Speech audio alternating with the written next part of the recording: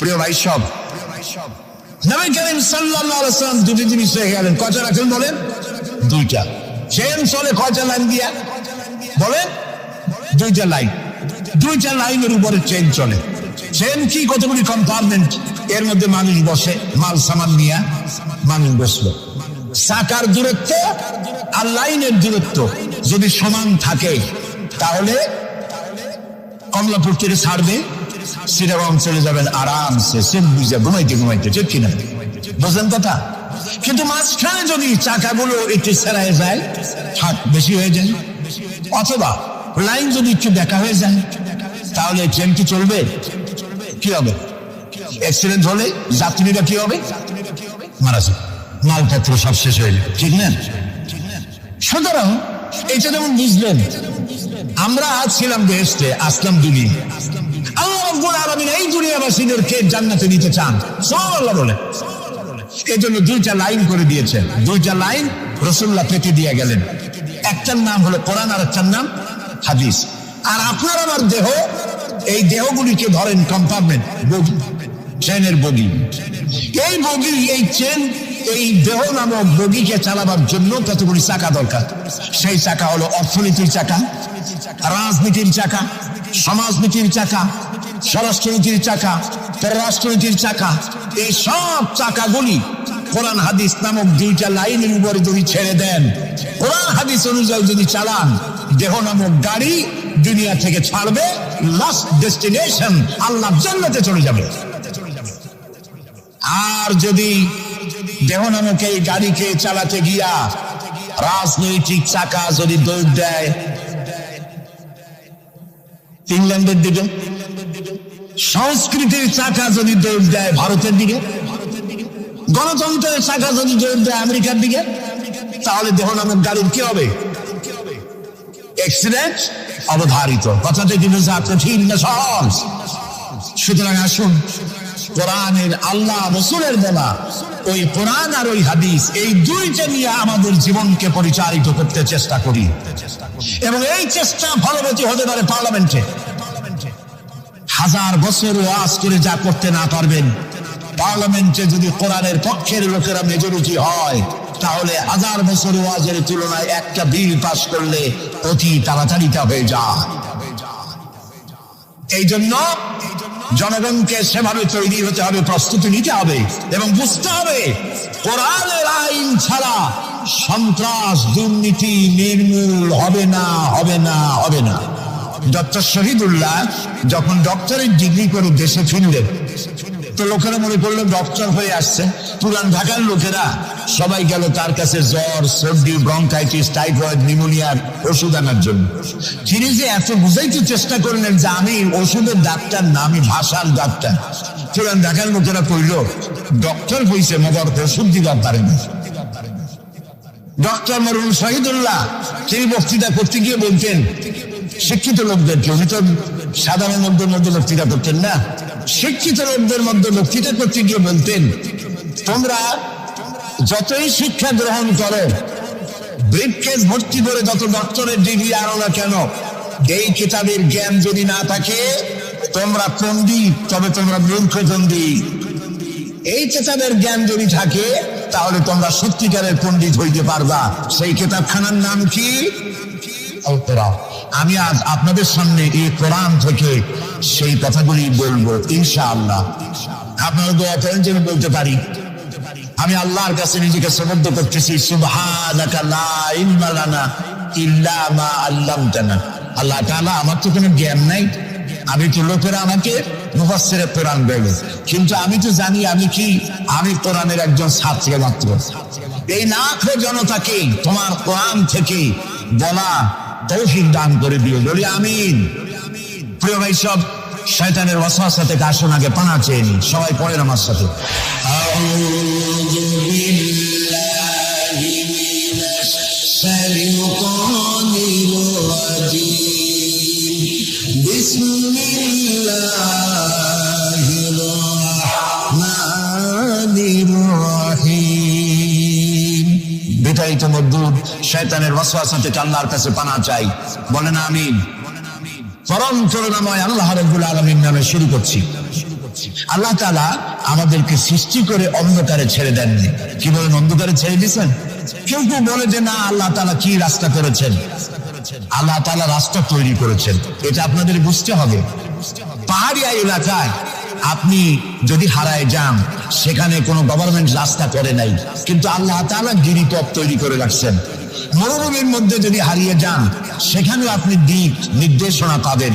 সমুদ্রের ভিতরে যদি আপনি হারিয়ে যান, কোনো নাবিক যদি হারায়, দিনের বেলায় সেটা কম্পাস দিয়ে চললো, রাতের বেলায় তার চলার জন্য আকাশে আল্লাহ তারকা খচিত করে রেখেছেন, যাতে নাবিকরা হারিয়ে না যায়।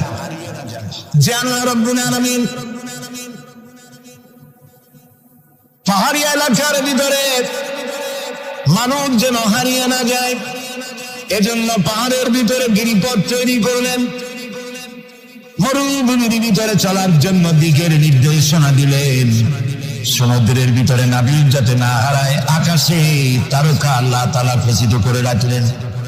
সেই আল্লাহ রাব্বুল আলামিন পৃথিবীতে মানুষ চলাফেরা করবে, মানুষ জন্মগ্রহণ করে মৃত্যু পর্যন্ত চলার জন্য তার অর্থনীতি প্রয়োজন, রাজনীতি প্রয়োজন, সমাজনীতি প্রয়োজন, তার শিক্ষানীতি প্রয়োজন।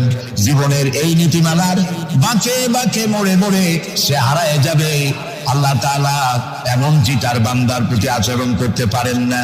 সেজন্য রব্বুল আলামিন বান্দা পৃথিবীতে যেন সঠিক পথে চলতে পারে, এজন্য তার জীবনের প্রত্যেকটি মোড়ে মোড়ে বাঁকে বাঁকে আল্লাহ তাআলা কোরআনের আলো, নূরের আলো আল্লাহ জ্বালিয়ে রেখেছেন। আল্লাহ তাআলা বলেন, قد جاءكم من الله نور وكتاب مبين قد جاءكم من الله نور। ও পৃথিবীর মানুষেরা শোনো, অবশ্যই আমি আল্লাহর পক্ষ থেকে তোমাদের জন্য এসেছে আলো, ওয়া কিতাবুম মুবিন, আর দিয়েছি আমি একটা স্পষ্ট কিতাব, সুস্পষ্ট কিতাব।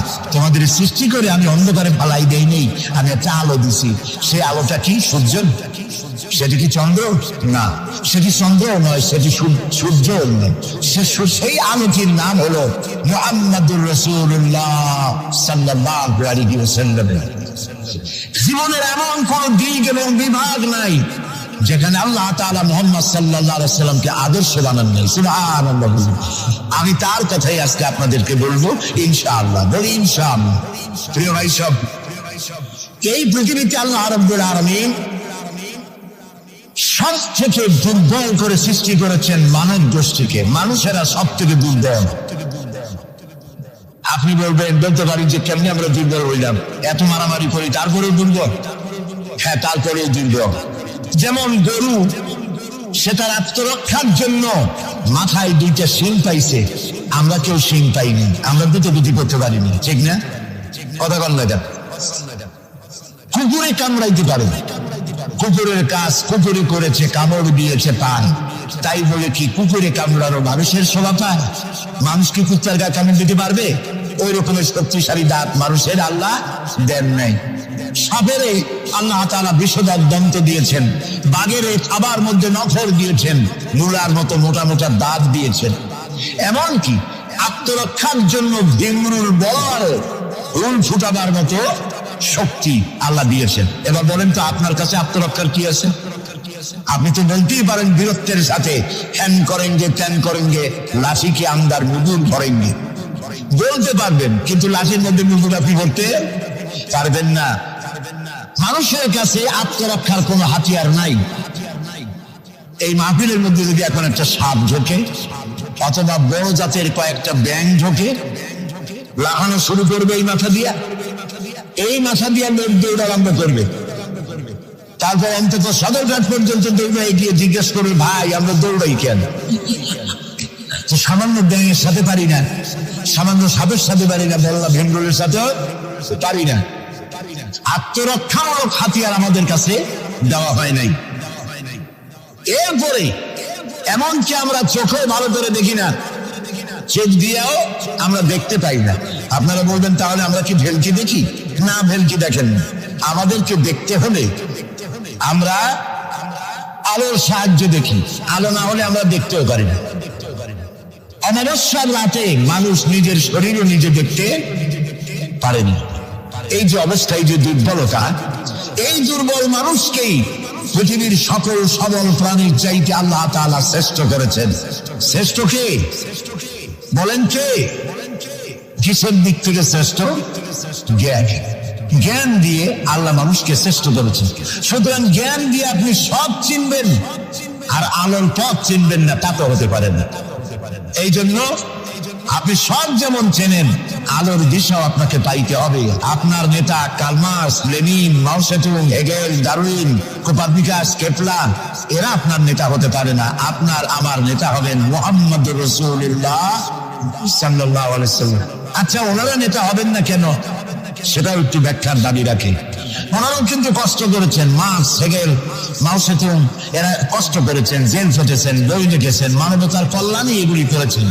কিন্তু তাদের কথার কোনো মিল ছিল না। এক একজন এক এক ধরনের কথা বলেছে, এবং তাদের কথা দিয়ে পৃথিবীর মানুষের জন্য কোনো স্থায়ী শান্তি প্রতিষ্ঠিত হয় নাই পৃথিবীর এক ইঞ্চি জমিনের ওপারেও।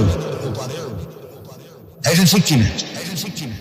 নবীদের কথায় আমাদের চলতে হবে, কারণ নবীদের কথার মধ্যে কোনো গরমিল হয় না। আদম আলাইহিস সালাম বলেছেন আল্লাহ এক, নূহ আলাইহিস সালাম বলেছেন বেশি হইতে পারে, নাউযুবিল্লাহ। ইব্রাহিম আলাইহিস সালাম বলেছেন আখিরাত আছে, আরেকজন নবী বলেছেন নাও থাকতে পারে। একজন নবী বলেছেন কবর আযাব হবে, আরেকজনে বলেন এটা একটা আমার চিন্তায় না থাকতেও পারে। এইরকম নবীদের কথার মধ্যে কোনো ব্যস্ত হয়েছে? বলেন হয়েছে? কেন হয় নাই? কারণ দার্শনিক, রাজনীতিবিদ, এদের যে শ্রেণী, ওর থেকে নবীদের শ্রেণী সম্পূর্ণ স্বতন্ত্র, এবং দুই শ্রেণীর মাঝে গালফ অফ ডিফারেন্স। দার্শনিক এবং রাজনীতিবিদরা তারা কথা বলেন নিজস্ব মন মস্তিষ্ক প্রসূত জ্ঞান দিয়ে, আর নবীরা কথা বলেন আল্লাহর জ্ঞান দিয়ে। এই জন্য পৃথিবীতে যত নবী এসেছেন সমস্ত নবীদের স্লোগান ছিল একটা। কটা ছিল? আদম আলাইহিস সালাম থেকে নিয়ে শুরু করে মুহাম্মাদুর রাসূল সাল্লাল্লাহু আলাইহি ওয়াসাল্লাম পর্যন্ত যত নবী আল্লাহ পৃথিবীতে পাঠিয়েছেন, সমস্ত নবীদের স্লোগান একটাই ছিল, লা ইলাহা ইল্লাল্লাহু মুহাম্মাদুর রাসূলুল্লাহ। মুহাম্মদ রাসূলুল্লাহ নবী করিম সাল্লাল্লাহু আলাইহি ওয়াসাল্লামের সময় রয়েছে, আর বাকি সমস্ত নবীর সময় স্লোগান একটাই ছিল, লা ইলাহা ইল্লাল্লাহ। কোনো ব্যস্ত নাই, সব নবীরা এক কথা বলেছেন। কারণ নবীরা যে কথা বলেছেন সমস্ত কথা আসছে একটা অফিস থেকে। কয়টা অফিস? এবার বলেন তো অফিসটার নাম কি? কার অফিস? আল্লাহর অফিস। এবং একজন মেসেঞ্জার সমস্ত নবীদের কাছে আল্লাহর মেসেজ বহন করে নিয়ে এসেছেন, সেই আল্লাহ কর্তৃক নিয়োগ প্রাপ্ত অথেন্টিক জেনুইন যিনি রাসূল ছিলেন, বার্তাবাহক ছিলেন, স্পেশাল মেসেঞ্জার ছিলেন, তার নাম কি? সুবহানাল্লাহ। পৃথিবীর সবচেয়ে বেশি মর্যাদা এবং সবথেকে বেশি সুন্দর করে আল্লাহ তাআলা তাকে এই পৃথিবীতে পাঠিয়েছেন। তিনি যখন পৃথিবীতে আসলেন, পৃথিবীতে কি ছিল? চুরি, ডাকাতি, জেনা, ব্যভিচার, হত্যা, ধর্ষণে ভরপুর মরাজাতি। ওই যে বলেছিলাম মরাজাতি, এই মরাজাতিটারে কেমনে জিতে বানানো যায়, রাসূলুল্লাহ সেই চেষ্টা করলেন। 40 বছর বয়স এরা পাহাড় থেকে নেমে এলেন। কবি বলছেন, উতরে করে গারে হেরা সে সোয়ে কওম আয়া, উতরে করে গারে হেরা সে সোয়ে কওম আয়া, और एक नुस्खे किमिया साथ लाया। হেরা পাহাড় থেকে নবীজি নেমে এলেন, সাথে আনলেন পরশ পাথর। নাম কি? কোরআন।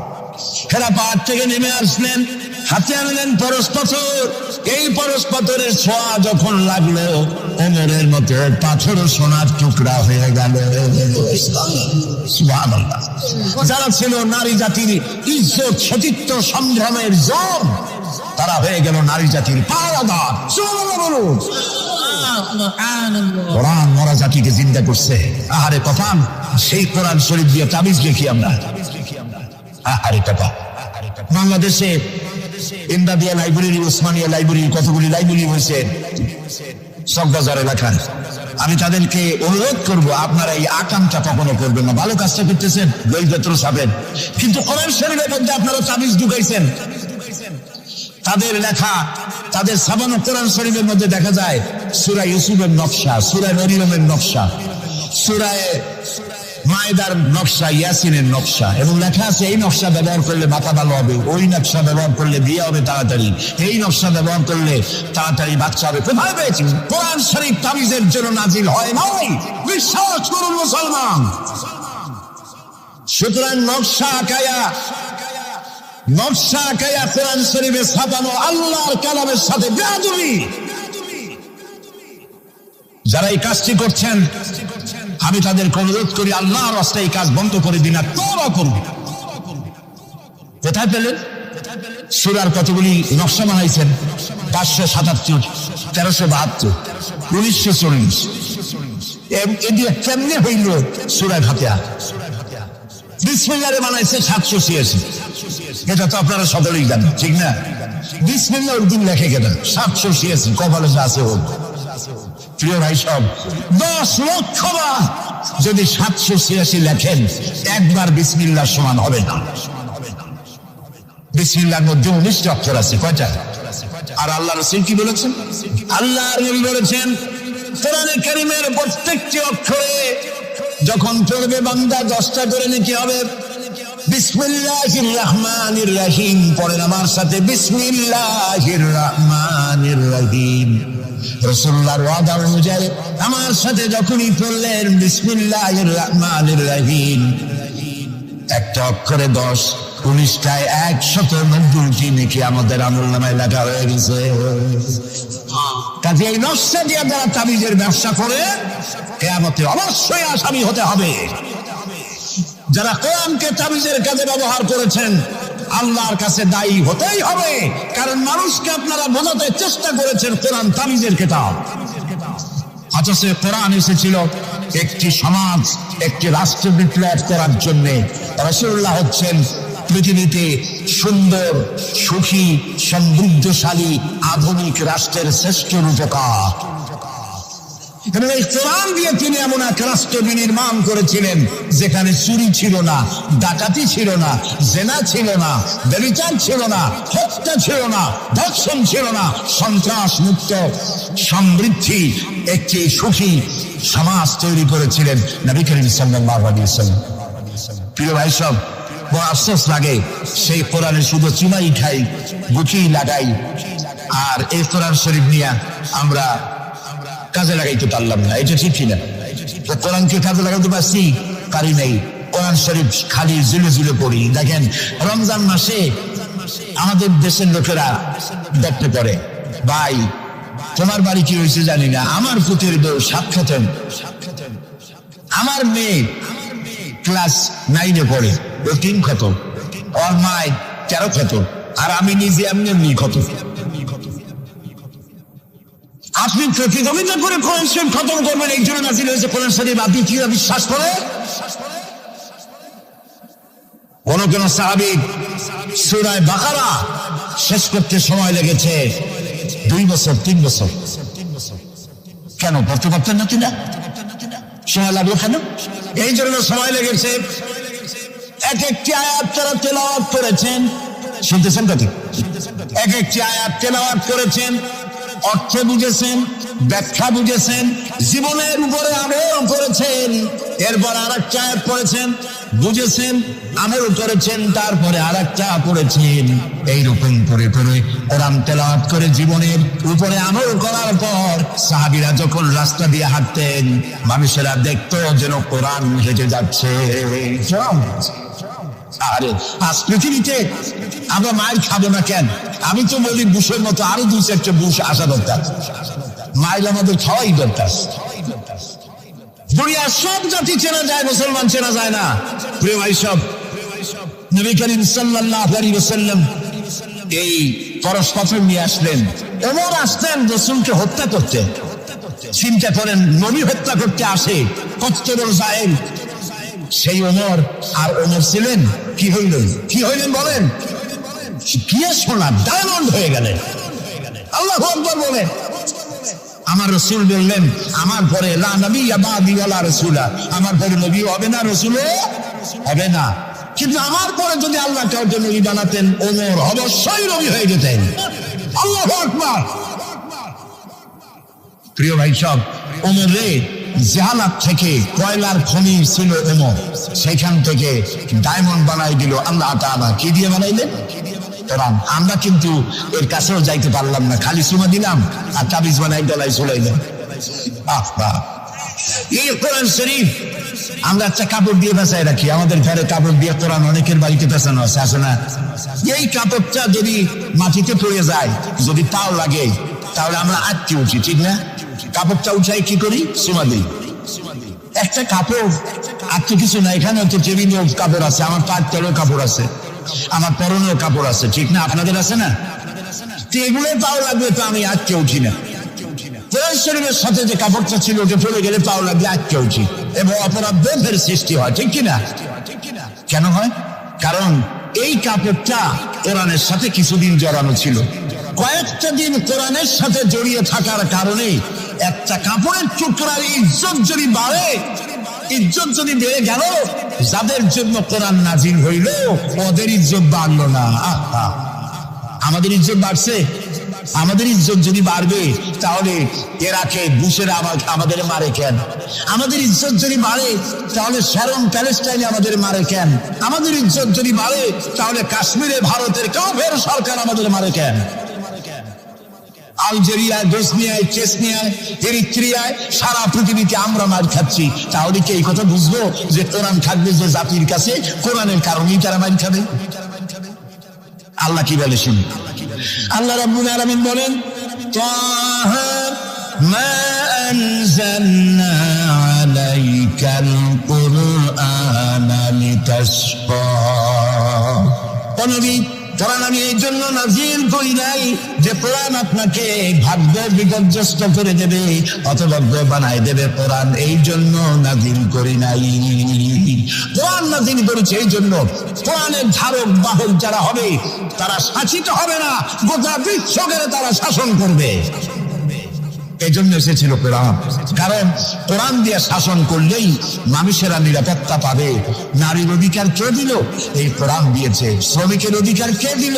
এই কোরআন দিয়েছে। কৃষক, মজুর, সাদা এবং কালো মানুষের ব্যবধান কে দূর করলো? এই কোরআন করেছে। সুবহানাল্লাহ। এই কোরআনের মধ্যে কি কি আছে? এর মধ্যে রাজনীতি আছে, অর্থনীতি আছে, সমাজনীতি আছে, দর্শন আছে, এর মধ্যে পররাষ্ট্রনীতি আছে, পররাষ্ট্রনীতি আছে। বিজ্ঞান আছে বলে এ কোরআন বিজ্ঞানের বই নয়। ইতিহাস আছে বলে এ কোরআন ইতিহাসের বই নয়। রাজনীতি আছে বলে এটা রাজনীতির কিতাব নয়। অর্থনীতি আছে বলে এটা অর্থনীতির কিতাব নয়। তাহলে প্রশ্ন হবে এটা কি? এটা হচ্ছে মানুষের জীবন পরিচালনার জন্য যত নীতি প্রয়োজন, সমস্ত নীতির মূল নীতি যে কিতাবে লেখা হয়েছে সেই কিতাবের নাম আল কোরআন। প্রিয় ভাই সব,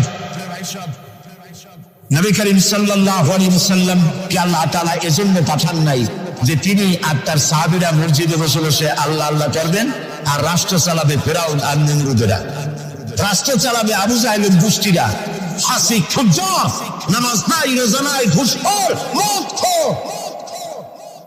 এরা রাষ্ট্র চালাবে। এই জন্য ইসলাম আসে নাই। ইসলাম এসেছে রাষ্ট্র পরিচালনা করার অধিকার কোরআনে কার? আল্লাহ রাব্বুল আলামিন বলেন, আলা লাহুল খালকু ওয়াল আমর ইনিল হুকমু ইল্লা লিল্লাহ। সৃষ্টি যার, আইন চলবে তার। সৃষ্টি যার, আইন চলবে তার।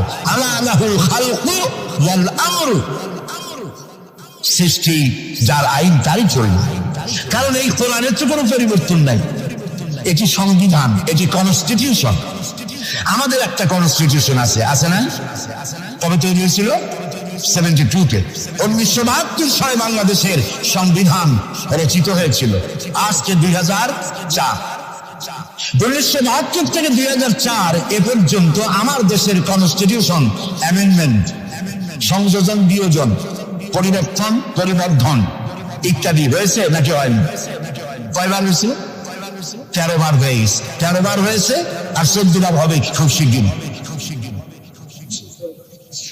তাহলে স্বাধীনতার 32 বছরের ভিতরে যদি সংবিধান 14 বার পরিবর্তন হয়, সংশোধন হয়, এই রেশিও অনুযায়ী 100 বছর যদি যায়, তাহলে কন্দলের লোম বাঁচলে থাকবে কিছু আর?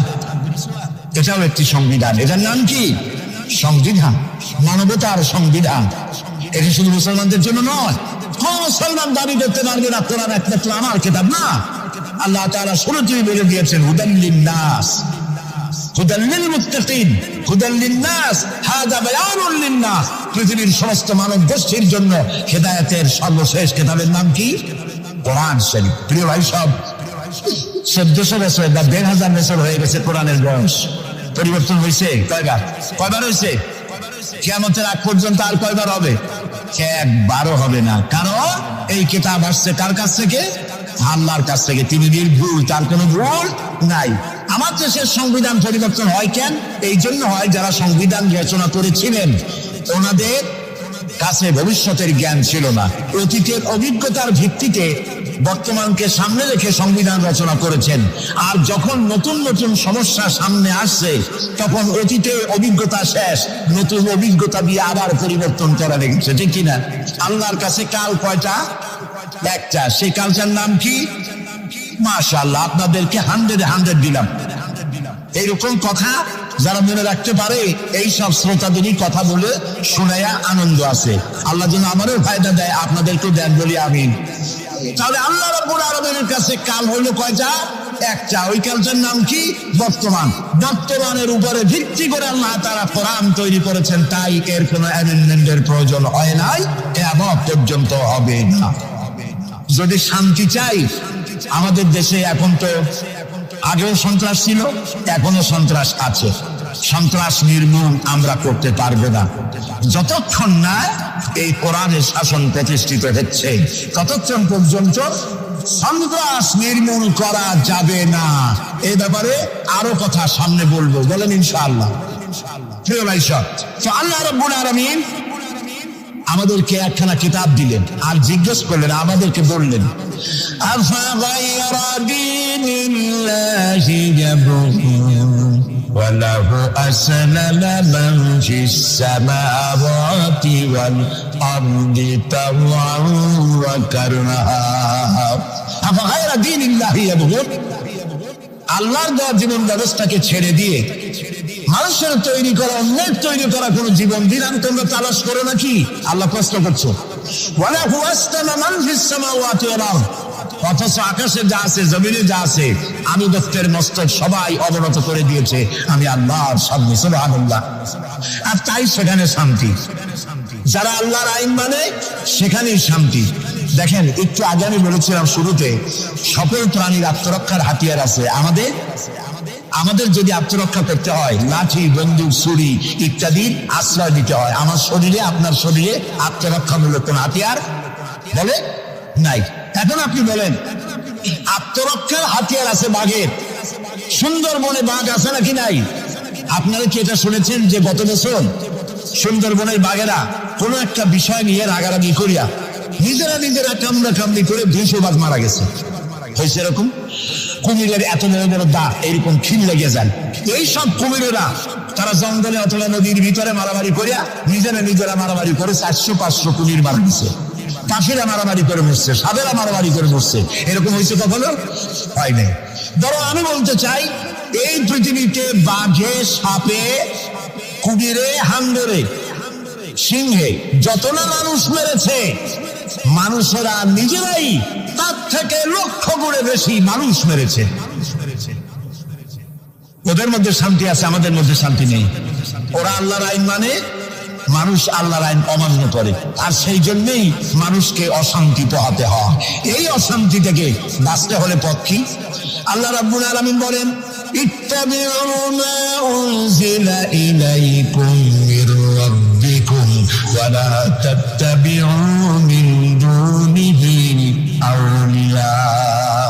ইত্তাবিউ মা উনজিলা ইলাইকুম মির রাব্বিকুম, আনুগত্য করো, অনুসরণ করো, অনুকরণ করো ওই জিনিসের যা তোমার রবের পক্ষ থেকে নাজিল হয়েছে। কি নাজিল হয়েছে বলে?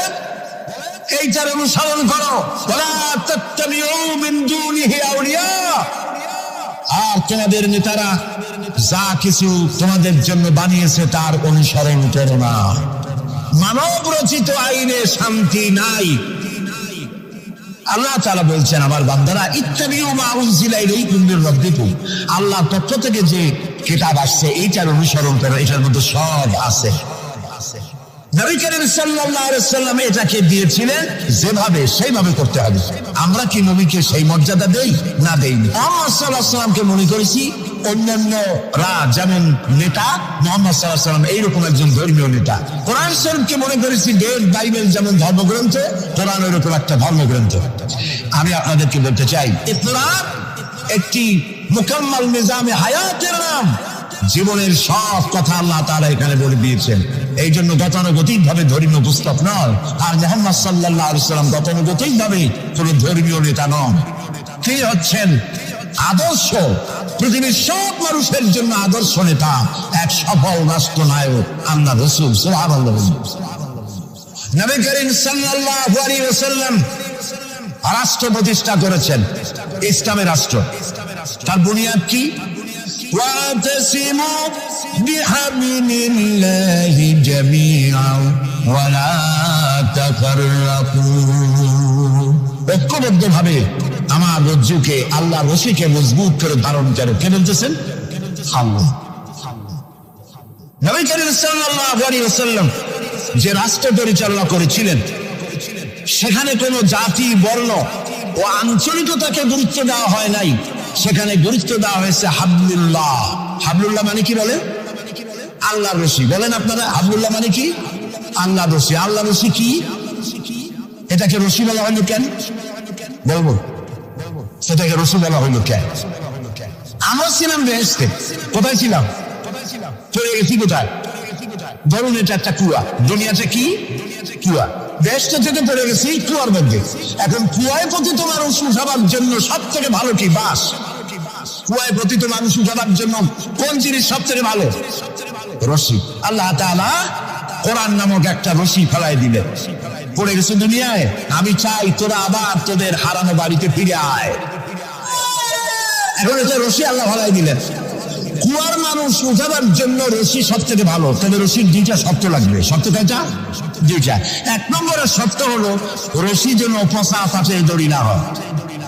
তাহলে পরে নিচে যারা ছিল ধরবে, উপরে যে টান দিয়ে উঠাইতে যাবে, ছিঁড়ে গিয়া প্রতিটা মানুষের দাঁতটা ছিল ভাঙিয়ে শেষ হয়ে যাবে। তাহলে দড়ি কি হইতে হবে? মজবুত। দুই নম্বর, যিনি ধরে টান দিবেন তার হাত হতে হবে মজবুত। তা না হলে পরে যত মানুষ ছিল ধরবে, ওই হাত থেকে যদি দড়ি ফসকে যায়, যাও জান ছিল তাও শেষ। উপরে ধরে আছেন কে? রশির অবন প্রান্ত। আল্লাহর রশি কি পচা বাটের দড়ি? এর থেকে মজবুত দড়ি আর আছে? এই দড়ির অপর প্রান্ত ধরেছেন কে? গোটা পৃথিবীর সব মানুষ একত্রিত হয়ে এই রশি ধরো। আল্লাহ তাআলা বলেছেন অপর প্রান্ত ধরে হারানো বাড়ি জান্নাতে ফিরাই দেবেন। নবী করিম সাল্লাল্লাহু আলাইহি ওয়াসাল্লামের এটাই ছিল তার রাষ্ট্র প্রতিষ্ঠার মূলনীতি। কোরআন ধরো, কোরআন বোঝো। এই কোরআন দিয়ে তিনি একটি বিচার ব্যবস্থা চালু করলেন। কোরআন দিয়ে রাসূলুল্লাহ এখন প্রেসিডেন্ট। রাসূলুল্লাহ এখন কি? প্রেসিডেন্ট। দেখেন বিচার কেমন হচ্ছে। আল্লাহ রাব্বুল আলামিন কোরআনের আয়াত দিয়ে বিচার ব্যবস্থা কন্ট্রোল করে দিলেন। বিচারে কারো পক্ষপাতিত্ব করা যাবে না। ওয়াইদা হাকামতুম বাইনান নাসি আন তাহকুমু বিল আদল। আল্লাহ তাআলা বলেন, তোমরা যখন লোকদের মাঝে বিচার করবে, সুষ্ঠু বিচার করবে, ভালো ফয়সালা করবে, সুবিচার করবে। আর বিজাতীয়দের ব্যাপারে, অমুসলিমদের ব্যাপারে বিচার করতে গিয়ে তাদের উপরে জুলুম করবে না। ওয়ালা ইয়াজরিমান্নাকুম শানাআনু কওমিন আলা আন তা'দিলু। বিচার করতে গিয়ে হিন্দু, খ্রিস্টান, বৌদ্ধ, মুসলমান না, এই চিন্তা করে অমুসলিমদের উপরে বিচার করবে না। বিচার করতে হবে, সে বিচার যদি মুসলমানদের গায়ে লাগে তাও লাগুক, বিচার হতে হবে সুবিচার। প্রিয় ভাই সব, এই বিচারের ভিতরে জেনাকারের শাস্তি আছে। জেনাকারের শাস্তি কি হবে? শাস্তি কি হবে? আল্লাহ তাআলা বলে দিলেন, আস-সারিকু ওয়াস-সারিকাতু ফাকতাউ আইদিয়াহুমা, সে পুরুষ হোক আর নারী হোক উভয়ের হাত কেটে দাও। এই আইনটা কার? বলে আল্লাহ তাআলার আইন। এই আইনকে কিছু কিছু লোক বলে এইটা নাকি বর্বর আইন, বলেন নাউযুবিল্লাহ। আল্লাহর আইনকে যদি কেউ বর্বর আইন বলে তার ঈমান থাকে? আর ঈমান তো নাই, থাকবে কি? আল্লাহ বলছেন হাত কেটে দাও। এখন জামাইটার বিরুদ্ধে তারা বলে কি জানেন? ওদের তো বলা হয় বুদ্ধিজীবী। কি জীবী? বুদ্ধিজীবী। আর বুদ্ধির ছেলায় যত বুদ্ধিজীবী আছে বাংলাদেশে দেখবেন মাথায় কারো চুল নাই, বুদ্ধির জ্বালায় চুল চুল সব শেষ। চতুর্দিকে কিছু আছে স্টেডিয়ামের মতো, চতুর্দিকে দর্শক মাঝখানে খান। এরা বলে কি? এরা বলে চোরের হাত কাটা আইন বর্বর আইন। হাত কাটলে ও তো গরিব মানুষ, চুরি করছে, হাতটা কাটলে ওর ছেলে মেয়ে না খাই মরবে, সবাই হবে ভিক্ষু। এটা টাইম হলো? ওই বেচারা জানে না চোরের হাত কাটা আইন রাসূলুল্লাহর মক্কি জিন্দেগিতে নাজিল হয় নাই। এই আইন নাজিল হয়েছে রাসূলুল্লাহ যখন মদিনায় প্রেসিডেন্ট। খাওয়া পড়া শিক্ষা চিকিৎসা বাসস্থানের গ্যারান্টি দেওয়া হয়ে গেছে, কারো খাবারের অভাব নাই, পড়ার অভাব নাই। এই সময় আয়াত নাজিল হলো। এখন তো যদি চুরি করে তাহলে বোঝা যাবে এটা তার পেশা অথবা নেশা। পেটের জ্বালায় তো চুরি করেনি। কাজে এখন যদি কেউ চুরি করে হাত কেটে দাও। হযরত ওমর রাদিয়াল্লাহু তাআলা আনহু বলেছেন, তার জামানায় একবার দুর্ভিক্ষ হয়েছিল মদিনায়। তিনি বলেছিলেন এখন যদি কোন চোর ধরা পড়ে এই অবস্থায় যে পেটের জ্বালায় চুরি করছে, যদি প্রমাণিত হয় তাহলে হাত কাটা আইন চালু করবা না। তার মানে ইসলাম আগে দেয় পেটে, তারপরে দেয় পিঠে। এই জন্য ইসলামের সরকার তার কাজই হলো জাতির উপরে, দেশবাসীর উপরে ইনসাফ করা, তাদের প্রয়োজন মিটিয়ে দেওয়া, এটা হচ্ছে তাদের দায়িত্ব। সেই দায়িত্ব করে ইসলাম। এবার দেখেন নরহত্যার শাস্তি। এই যে সমানে খুন হইতেছে বিভিন্ন জায়গায়, শাস্তি হয় না, সেই জন্য খুন বাড়তে থাকে। বিচারের কিছু মাইল পেস আছে, সেই মাইল পেসে চোরগুলা, ডাকাতগুলা, সন্ত্রাসীগুলা পার খাইয়া যায়। পুলিশেরা জীবন প্রাণান্ত করে এক একটা আসামি ধরে, প্রাণান্ত করে আসামি ধরে, তারপরে হাইকোর্ট থেকে জামিন পাওয়া যায়। যারে ধরলো জামিন পেয়ে গেল। এখন তো সে পুলিশের নাকের জগায় আঙ্গুল দিয়ে দেখা যায়, পাল্লা নামার আর কেটে। ঠিক না? ইসলামের বিধান ভিন্ন। হত্যা করেছে, ইয়া আইয়ুহাল্লাযীনা আমানু কুতিবা আলাইকুমুল কিসাসু ফিল কাতলা, তোমাদের প্রতি নরহত্যার শাস্তি স্বরূপ কিসাস নির্দিষ্ট করা হয়েছে, অর্থাৎ হত্যার বদলে হত্যা। সে হত্যা করেছে প্রমাণিত হয়েছে, অলিয়া সতর্কনের মাঠে রেডিওর সমস্ত চ্যানেলগুলিকে দাওয়াত দাও, পত্রিকার সাংবাদিকদের দাওয়াত দাও, লোকেরা দেখুক, সকলের সামনে ওকে হত্যা করা হোক। জিনার শাস্তি আযানি ওয়াযানিয়াতু, আযানিয়াতু ওয়াযানি ফাজলিদু কুল্লা ওয়াহিদিন মিনহুমা মিআতা জালদা।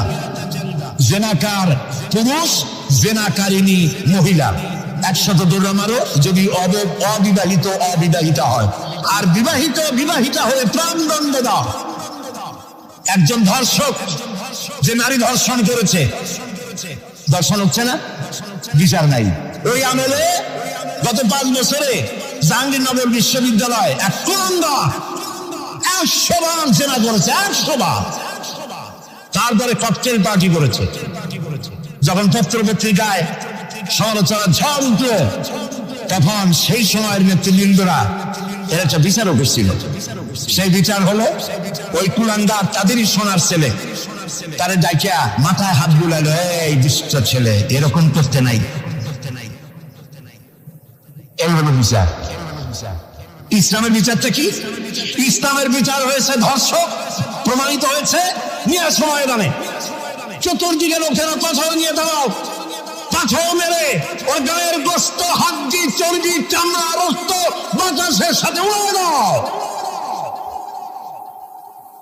এই দৃশ্য যারা দেখবে উপস্থিত থেকে, রেডিও এবং টেলিভিশনের মাধ্যমে যারা দেখবে, চিন্তা করেন এরপরে যদি ধর্ষণ এই নামটা যদি মাথায় আসে, 15 জগ পানি খাওয়া লাগবে ধর্ষণ। ঠিক কিনা বলে? এই বিচারটা কার? সিলাওয়েন নবী করিম সাল্লাল্লাহু আলাইহি ওয়াসাল্লাম পৃথিবীর সফল শ্রেষ্ঠ রাষ্ট্রনায়ক কোরআনের এই বিচার পদ্ধতি দিয়ে একটি সুন্দর সমাজ বিনির্মাণ করেছিলেন, যেখানে চুরি নাই, ডাকাতি নাই, জেনা নাই, হত্যা নাই, ধর্ষণ নাই, সব বন্ধ। প্রিয় ভাই সব, আল্লাহর কথা, রাসূলের কথা, ইতিহাসের কথা বলছি। আলহামদুলিল্লাহ বলে নবী করিম সাল্লাল্লাহু আলাইহি ওয়াসাল্লাম ইন্তেকাল করলেন।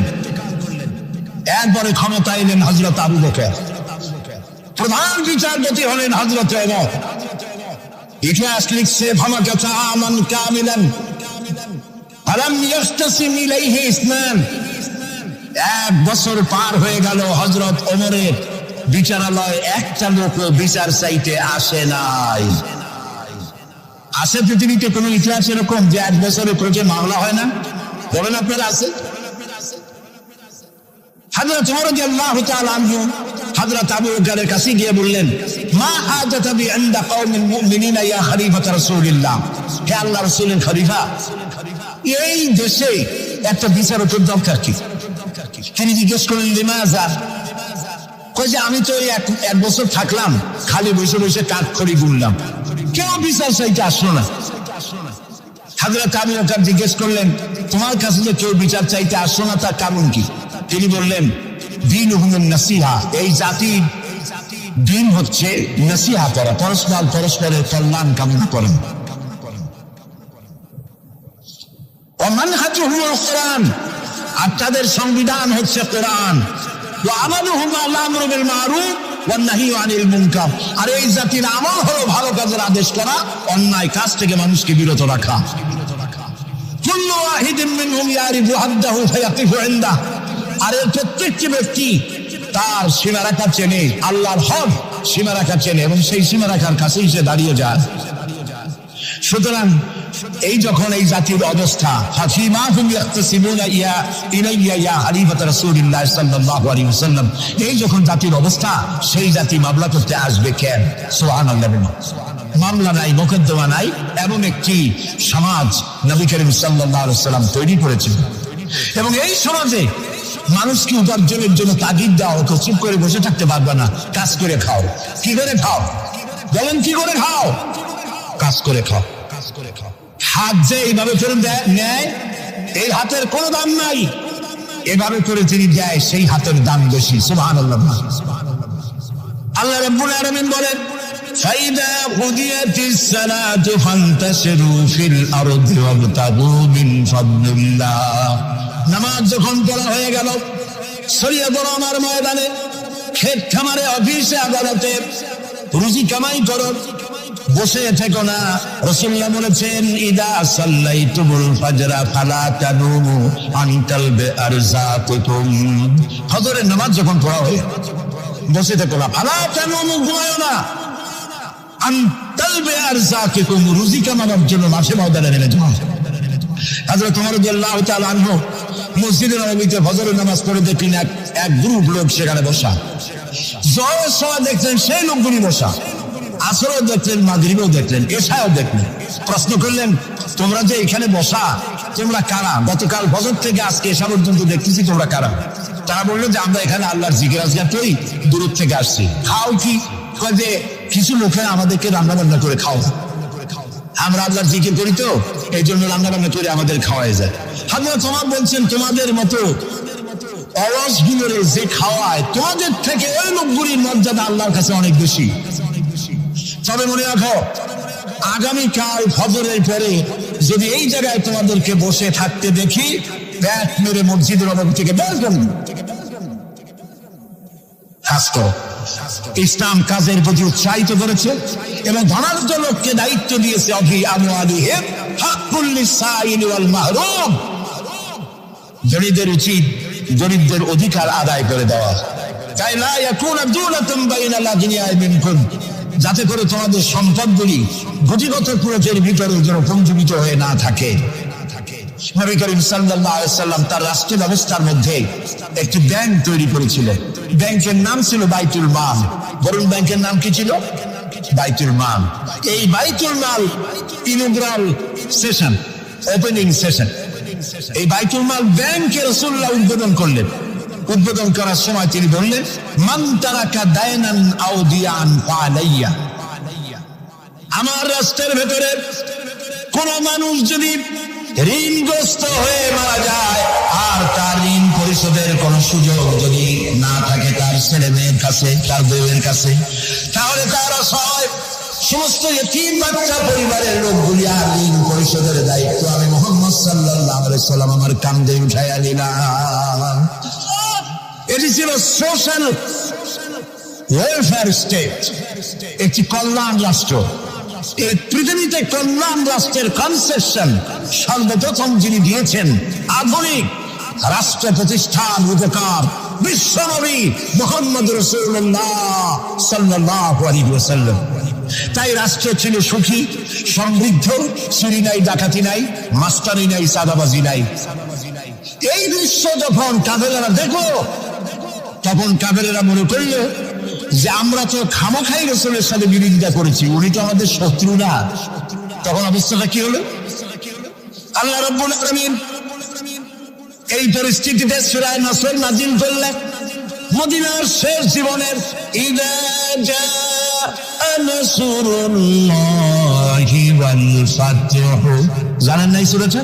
পড়েন, ইযা জাআ নাসরুল্লাহি ওয়াল ফাতহু ورأيت الناس يدخلون في دين الله أفواجا فسبح بحمد ربك واستغفر إنه كان توابا।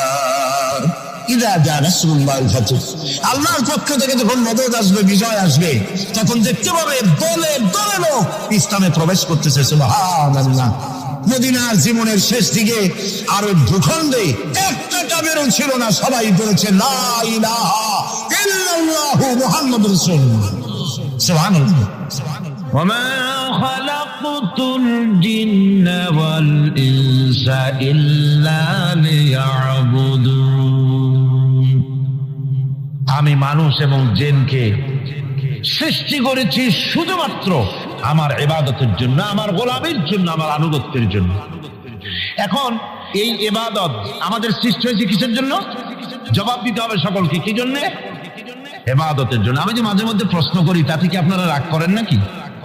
আমি আপনাদেরকে কষ্ট দেওয়ার জন্য প্রশ্ন করি না, এটি সুন্নতের একটি অংশ। রাসূল সাল্লাল্লাহু আলাইহি ওয়াসাল্লাম গুরুত্বপূর্ণ কথাগুলি সাহাবায়ে কিরামদেরকে 3 বার করে জিজ্ঞেস করতেন, যাতে করে কথাগুলি অন্তরের ভেতরে ঢুকে যায়, কলিজার ভিতরে ঢুকে যায়।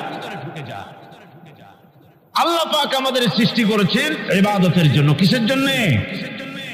আমরা যেন তার গোলামি করি, সেই জন্য আল্লাহ পাক আমাদেরকে সৃষ্টি করেছেন, জিনদেরকেও সৃষ্টি করেছেন ইবাদতের জন্য। এই ইবাদত একটি ব্যাপক অর্থবোধক শব্দ। আমরা যদি ইবাদতটা নাই বুঝি, তা আমাদের মানব জন্ম হবে বৃথা। ইবাদত হচ্ছে আল্লাহর পছন্দনীয় জিনিসগুলি আমল করে তার সন্তুষ্টি অর্জন করার জন্য প্রচেষ্টা চালানো জীবনের সকল ক্ষেত্রে। এর মধ্যে ইবাদতের ভিতরে এমন এক ব্যাপক অর্থ যে এর ভিতরে নামাজ, রোজা, হজ, যাকাত, সত্য কথা, আমানতদারি, দিয়ানতদারি, প্রতিবেশীর হক আদায় করা, মাতা পিতাকে শ্রদ্ধা করা, প্রতিবেশীর হক আদায় করা, স্ত্রীর হক আদায় করা, সৎ কাজের আদেশ করা, অসৎ কাজের নিষেধ করা, জিহাদ ফি সাবিলিল্লাহ করা, এই সব কিছুই হচ্ছে ইবাদতের মধ্যে শামিল। জিকির আজকার করা, তেলাওয়াত করা, আমলে সালেহ করা, এভাবে করে আল্লাহ পাককে খুশি করার জন্য আল্লাহর নির্দেশ মাফিক কাজগুলি করা, সবটাই হচ্ছে ইবাদতের মধ্যে শামিল। মানব সৃষ্টির উদ্দেশ্য এবং লক্ষ্যই হচ্ছে মানুষ গোলামি করবে, আনুগত্য করবে আল্লাহ পাক। এই জন্য যত নবী আল্লাহ পাক পৃথিবীতে পাঠিয়েছেন, সমস্ত নবী দাওয়াত দিয়েছেন তার উম্মতকে কি বলে? ইয়া কওমি ইবুদুল্লাহা মা লাকুম মিন ইলাহিন গায়রু। প্রত্যেক নবী তার জাতিকে, তার সম্প্রদায়কে ডেকে বলেছেন, হে আমার জাতি, হে আমার সম্প্রদায়, এক আল্লাহর গোলামি করো, তিনি ছাড়া তোমাদের কোনো ইলাহা নাই, প্রভু নাই, মাবুদ বলে কেউ নাই। এভাবে করে কোরআনে কারীম একজন একজন করে নবীদের নাম উচ্চারণ করে আল্লাহ পাক শুনিয়ে দিলেন, শোনো, লাকাদ আরসালনা নূহান ইলা কওমিহি ফাকালা ইয়া কওমি ইবুদুল্লাহা মা লাকুম মিন ইলাহিন গায়রুহু। আল্লাহ পাক বলেন, আমি নূহ আলাইহিস সালামকে তার কওমের জন্য নবী করে পাঠালাম, আর নূহ আলাইহিস সালাম তার জাতিকে ডেকে বললেন, ও আমার জাতি, ও আমার সম্প্রদায়, এক আল্লাহর গোলামি করো, তিনি ছাড়া তোমাদের কোনো রব নাই, ইলাহ নাই, মাবুদ নাই। হুদ আলাইহিস সালাম সম্পর্কে আল্লাহ পাক বলছেন, ওয়াইলা আদিন আখাহুম হুদান ক্বালা ইয়া কওমি ইবুদুল্লাহা মা লাকুম মিন ইলাহিন গায়রুহু। হুদকে আমি সামুদ জাতির জন্য, আমি সালেহ আলাইহিস সালামকে তার জাতির জন্য পাঠিয়েছি, হুদকে তার জাতির জন্য পাঠিয়েছি, এবং তারা সকলেই বলেছেন, হে আমার জাতি, এক আল্লাহর গোলামি করো, এক আল্লাহর দাসত্ব করো, আর কারো গোলামি করা যাবে না। এভাবে করে শুআয়ব আলাইহিস সালাম সম্পর্কে আল্লাহ পাক বলেছেন, আমি মাদিয়ানবাসীদের জন্য তাকে পাঠিয়েছি, এবং তাকে আমি বলেছি যে একমাত্র আল্লাহ পাকের গোলামি করো, জীবনের সকল ক্ষেত্রে তার আনুগত্য করো। আল্লাহ পাকের পরে বলেন, শুধু নূহ, শুধু হুদ, শুধু সালেহ আর শুআয়ব নয়, শুধু মূসা আর ঈসা নয়, ওয়ালাকাদ বা'আসনা ফি কুল্লি উম্মাতির রাসূলা আন ইবুদুল্লাহা ওয়াজতানিবুত তাগুত। আমি প্রত্যেক জাতির জন্যই রাসূল প্রেরণ করেছি, এবং সকলেই দাওয়াত দিয়েছেন, আন ইবুদুল্লাহ ওয়াজতানিবুত তাগুত, এক আল্লাহর গোলামি করো, এক আল্লাহর আনুগত্য করো, আর তাগুতকে বর্জন করো। তাগুত হচ্ছে সেই শক্তি, যে শক্তি শুধু নিজেই আল্লাহর আইন অমান্য করে না, অন্যদেরকেও অমান্য করতে বাধ্য করে, তাকে কি বলা হয়? কোরআন বলছি, ওয়ামা আরসালনা মিন ক্বাবলিকা মির রাসূলিন ইল্লা নূহি ইলাইহি আন্নাহু লা ইলাহা ইল্লা আনা ফা'বুদুন।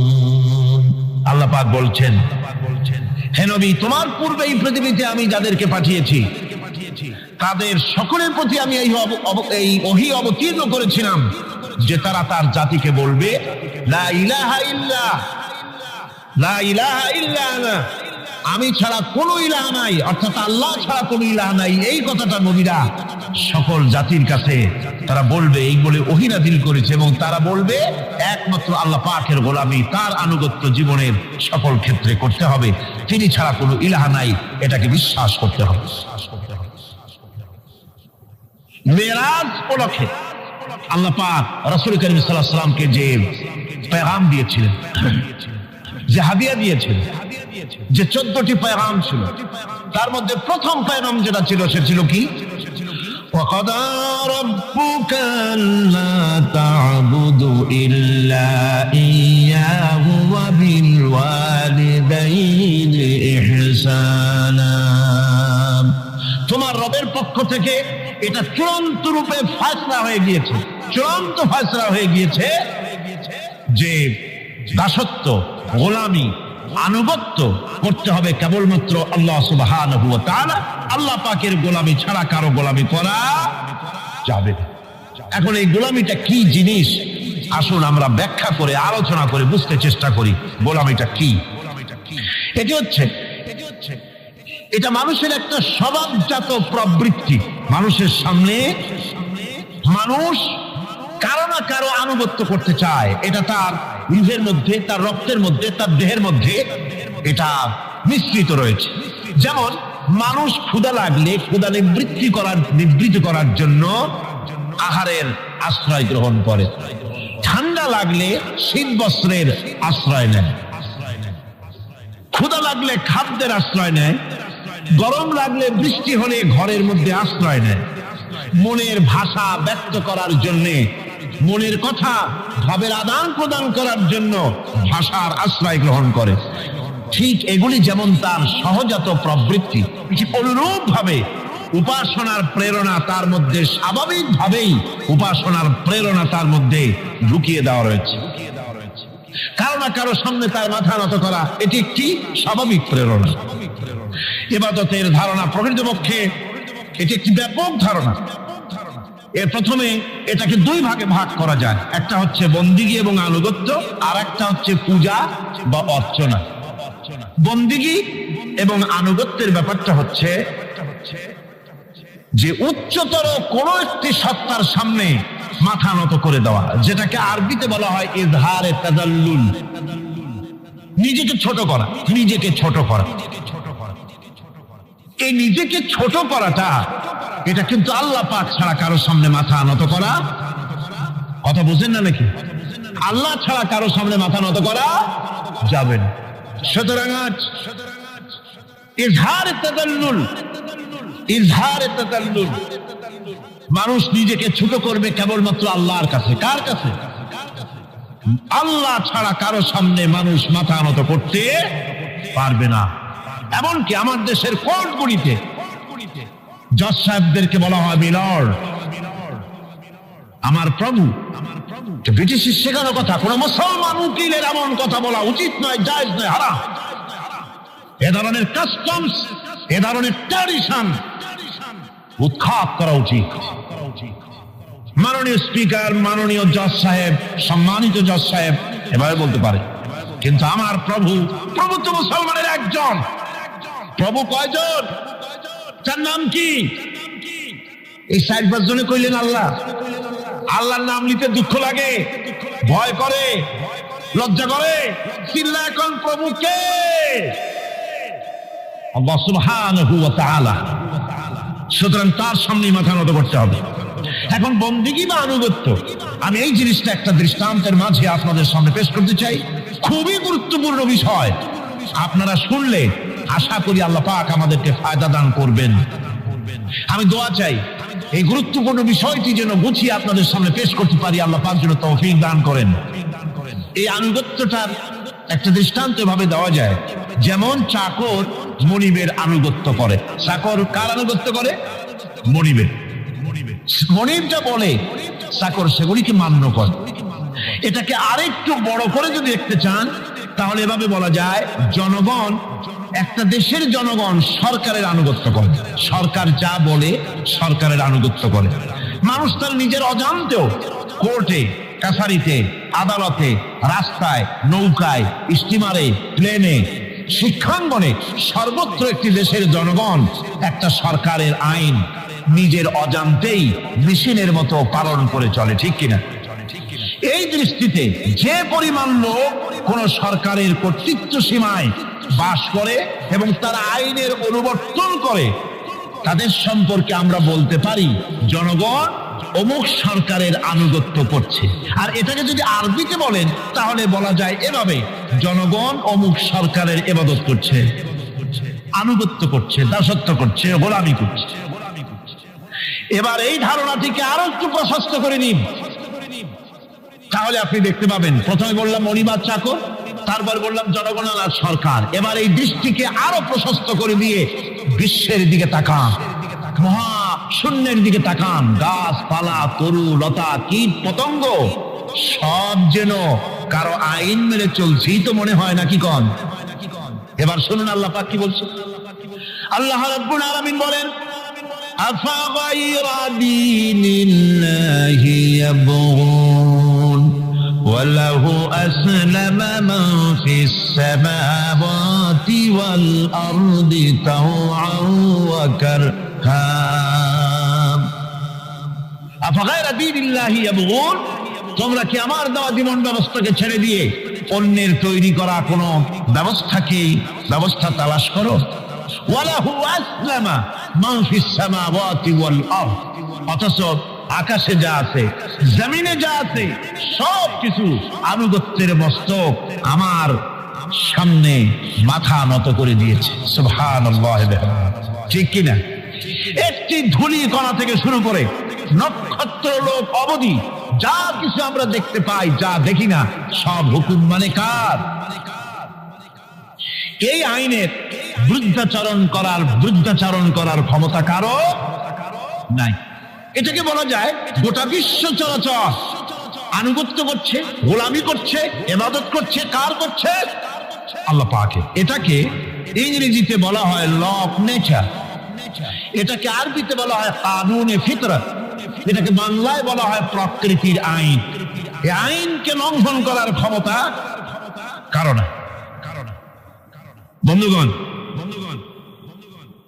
এই পৃথিবীর আপনি লক্ষ্য করে দেখবেন কোরআন মাজিদে এই বন্দিগিকে কোথাও ইবাদত বলেছে, কোথাও তাসবিহ বলেছে, কোথাও তাকদীস বলেছে, কোথাও সুজুদ বলেছে, কোথাও কুনুত বলেছে। আল্লাহ রাব্বুল আলামিন এই ইবাদতকে, আল্লাহ পাকের এই আনুগত্যকে বিভিন্ন শব্দে ব্যবহার করেছে। যেমন وَلَهُ مَنْ فِي السَّمَاوَاتِ وَالْأَرْضِ وَمَنْ عِنْدَهُ لَا يَسْتَكْبِرُونَ عَنْ عِبَادَتِهِ وَلَا يَسْتَحْسِرُونَ। আসমান এবং জমিনে যা কিছু আছে সব আল্লাহ পাকের, আর যে সব ফেরেশতারা তার নিকটে আছে তারা সবাই আল্লাহ পাকের বন্দেগী করছে। আল্লাহ পাকের বন্দেগী করার ভিতরে কেউ ত্রুটি করছে না। ইউসাব্বিহুনাল লাইলা ওয়ান নাহারা লা ইয়াফতুরুন। তারা রাত দিন তার প্রশংসা কীর্তনে মাথা নত করে দিয়ে কোন রকমের বিশ্রাম ছাড়া, শৈথিল্য ছাড়া সব আল্লাহ পাকের জিকির করছে, তাসবিহ করছে, আনুগত্য করছে। আকাশের সমস্ত ফেরেশতারা, কত ফেরেশতা তার তো কোনো ঠিক ঠিকানা নাই। কত লক্ষ লক্ষ ফেরেশতা আছে শুধু রুকুর হালতে আছে, কেউ তো সিজদার হালতে আছে, কেউ তো কিয়ামের হালতে আছে। আর যার উপরে যে ডিউটি আছে সেই ডিউটি পালন করছে, সব আল্লাহ পাকের আনুগত্য করে চলছে। এভাবে করে আল্লাহ পাক বলছেন যে আমার আনুগত্য এবং আমার তাসবিহ, আমার গুণকীর্তন করার জন্য সবাই এর মধ্যে ব্যস্ত আছে।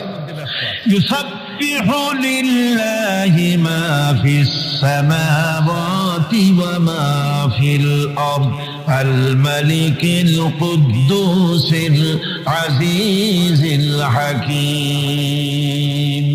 ইউসাব্বিহু লিল্লাহি, তাসবিহ পড়ছে, সাব্বাহা ইউসাব্বিহু তাসবিহান, তাসবিহ পড়েছে, তাসবিহ পড়ছে, তাসবিহ পড়বে।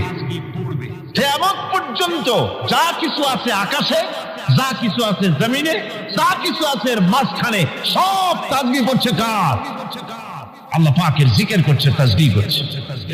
হযরত ইউনূস আলাইহিস সালাম মাছের পেটে যখন ঢুকে পড়েছিলেন, যখন নিজের জীবন সম্পর্কে হতাশ হয়ে গিয়েছিলেন, তখন তিনি শুনতে পাচ্ছিলেন চতুর্দিকে যে সমস্ত জলচর প্রাণী আছে, হাত্তাকে সমুদ্রের তলদেশের, দরিয়ার তলদেশের বালুকণা, পাথরের নুড়ি, শৈবাল, সব কিছু থেকে আল্লাহ পাকের জিকির হচ্ছে।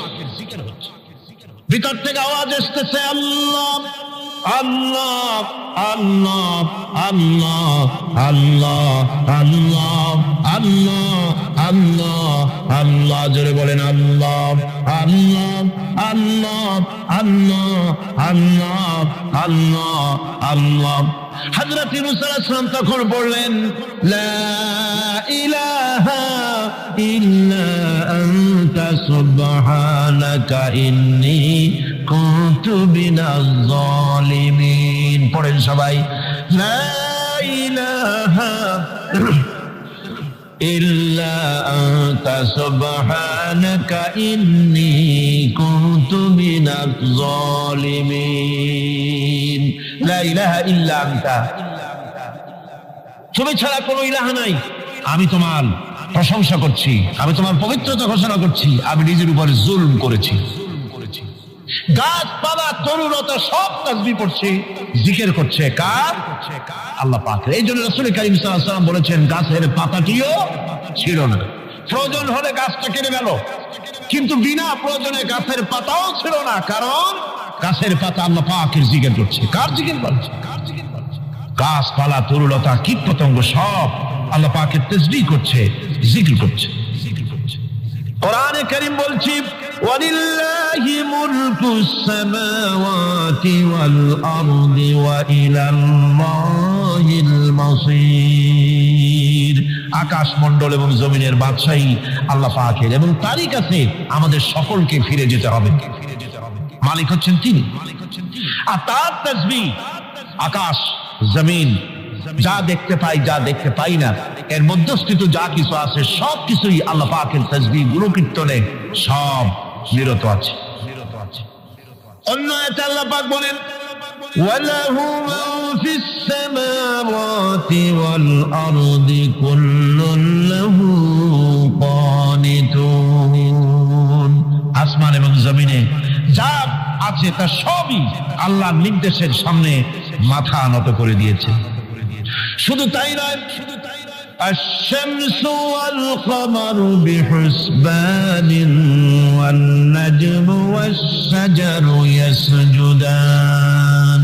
সূর্য এবং চন্দ্র হিসাব অনুযায়ী আবর্তিত হচ্ছে, এবং বৃক্ষ এবং নক্ষত্ররাজি সিজদায় রত হয়ে আছে। সব আল্লাহ পাকের সামনে মাথা নত করে দিয়েছে। এই ইবাদত, তাসবিহ, আজ্ঞা অনুবর্তিতা, নিয়ম অনুবর্তিতা, সচেতনতা, সকল কিছু সকলেই মিলে আল্লাহ পাকের একটু ধূলি করা থেকে শুরু করে পাহাড় পর্বত পর্যন্ত সব আল্লাহর নিয়ম কানুন মেনেই চলছে। আপনি দেখতে পাচ্ছেন সমুদ্রে যে জোয়ার এবং ভাটা হয়, কার নির্দেশে হয়? কার নির্দেশে হয়? আরো লক্ষ্য করুন, সমুদ্রের পানি লবণাক্ত। এই নোনা পানি, সমুদ্রের নোনা পানিগুলি পদ্মা, মেঘনা, যমুনা, ব্রহ্মপুত্র, শীতলক্ষা, সুরমা, এসব মিষ্টি পানির ভিতরে জ্বরের টানে লবণাক্ত পানিগুলি ঢুকে যায়।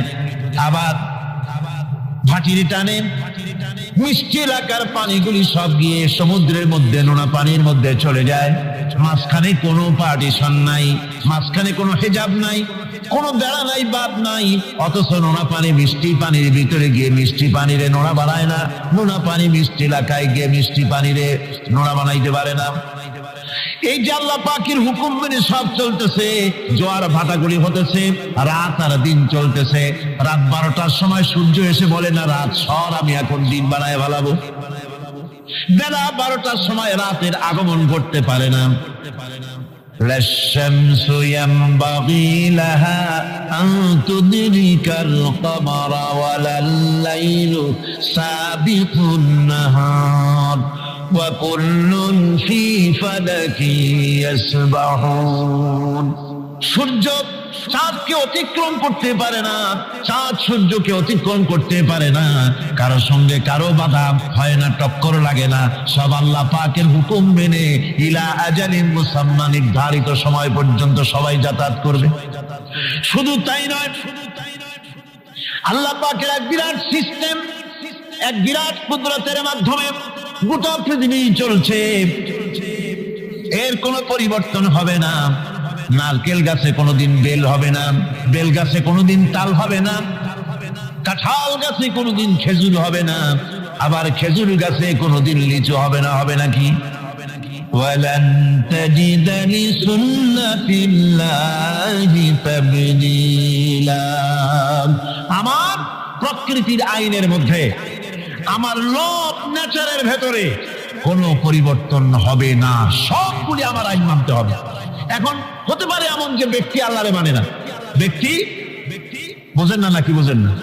একটা মানুষ আল্লাহরে মানে না, ও না মানতে পারে যে জিহ্বাকে দিয়া বলে দেয়ার ইজ নো গড, স্রষ্টা বলতে কেউ নাই, যে জিহ্বাকে দিয়া বলে সে জিহ্বা হুকুম মানে কার? আল্লাহ পাকের হুকুম না। কিরকম? জিহ্বার উপরে যদি তিতা রাখা আপনি বলেন তিতা থুইছি, তাতে কি হয়েছে? খবরদার তিতার টেস্ট নিবি না, তিতা টক এই টেস্ট নিতে পারবি না। আপনার কথা জিহ্বা শুনবে? শুনবে। ওর উপরে যে নির্দেশটা আছে সেই নির্দেশ অনুযায়ী সে কাজ করবে। টয়লেটে গিয়ে আপনি না কেড়ে কবেন যে খবরদার, আমি একটা বিরাট অফিসার, অনেক টাকা পয়সার মালিক, অথবা বিরাট একটা মন্ত্রী টন্ত্রী কিছু একটা, সবাই আমার হুকুম মানে, তোকেও মানতে হবে। খবরদার দুর্গন্ধ যেন নাকের মধ্যে না ঢোকে। নাক আমি চাবি দিতে পারবো না। শুনবে না কে? শুনবে। নাক হোক, কান হোক, চোখ হোক, মুখ হোক, প্রত্যেকটা অঙ্গ প্রত্যঙ্গ, এগুলি সব হুকুম মানে কার? হতে পারে ব্যক্তি আল্লাহরে অস্বীকার করে বসলো, আল্লাহকে বললো যে আল্লাহ নাই, সব এমনি এমনি। এর কপালের লক্ষণ। কিসের লক্ষণ? কপাল পড়া লক্ষণ। সব বোঝে, একটা মাত্রে এটা কয় যে না, কেউ এটারে বানাইছে। এই যে একটা ভিডিও ক্যামেরা, এটারে কেউ দেখলে বলবে যে কয়েকজন আলেমে মিলে ফু দিছে আর অন্য একটা মাইক হয়ে কি বল ক্যামেরা হয়ে গেছে। বলবে কেউ? কোন পাগলেও কবে? এই প্যান্ডেলটা দেখে কি মনে হবে? 4-5 জন পিসা বাইসে কোসাইল করে দাঁড়াইয়া ফু দিছে, সাথে সাথে প্যান্ডেল হয়ে গেছে। এটা কথা হইল? একটা ছোট্ট টেবিল, একটা চাপ দেখলে বলে মানুষ বলে নিশ্চয়ই এটা কেউ বানাইছে। হাজির, এত বড় বিশাল আকাশ, এত সুন্দর জমিন, এত সুন্দর দেহ, এই মানুষ, গাছপালা, তরুলতা, কীট পতঙ্গ, পাহাড়, নদ নদী, এ সব কিছু দেখে কেবলমাত্র কপাল পোড়াই বলতে পারে যে কেউ নাই, এমনি এমনি হয়েছে। হাজির তামাশা। এমনি এমনি একটা চাউল তৈরি হয় না, একটা ডিম তৈরি হয় না, এমনি এমনি পৃথিবীটা হয়ে গেল। সবগুলির পেছনে আল্লাহ পাক আছেন, তিনি সৃষ্টি করেছেন। এখন উপাস্যের প্রতি এই সৃষ্টি মানুষের দৃষ্টি আকর্ষণ করে। উপাস্য পাও না কে আল্লাহ, তা ঠিক পাও না, তা দেখাবার জন্য এই পৃথিবীর আল্লাহর সৃষ্টি প্রত্যেকটি পদার্থ, প্রত্যেকটি জিনিস ইঙ্গিত করে নিঃসন্দেহে কেউ না কেউ আছে, আর তার নাম হচ্ছে আল্লাহ। তার নাম কি? আরো জোরে বলেন, নাম কি? আল্লাহ পাক। এখন প্রশ্ন ওঠে, আল্লাহরে বানাইছে কেডা? বলে তো মুরগি আগে না ডিম আগে? ডিম যদি আগে হয়ে থাকে তো ডিম দ্বারে পারলো কে? আর মুরগি যদি আগে হয়ে থাকে, কোথার থেকে মুরগি এসে উড়িয়ে এসে জুড়ে বসলো, আইলো কই দিকে? আল্লাহ যদি একজন থেকেই থাকেন তাহলে তার স্রষ্টাকে। এই প্রশ্ন তুলেছেন বার্টন রাসেল। প্রশ্ন তুলেছে স্রষ্টার স্রষ্টাকে। আমি দেখলাম এক আর্মি অফিসার একটা বই লিখেছেন, আমার এত ভালো লাগলো। বইটার নাম হচ্ছে আল কোরআন দা চ্যালেঞ্জ, মহাকাশ পর্ব। দারুণ লিখেছেন তিনি, আপনারা যদি পান খুঁজে নিয়ে পড়বেন। সে বইয়ের শেষ ভাগে গিয়ে তিনি এটার জবাব দিয়েছেন, স্রষ্টার স্রষ্টাকে তাই তুমি তালাশ করো।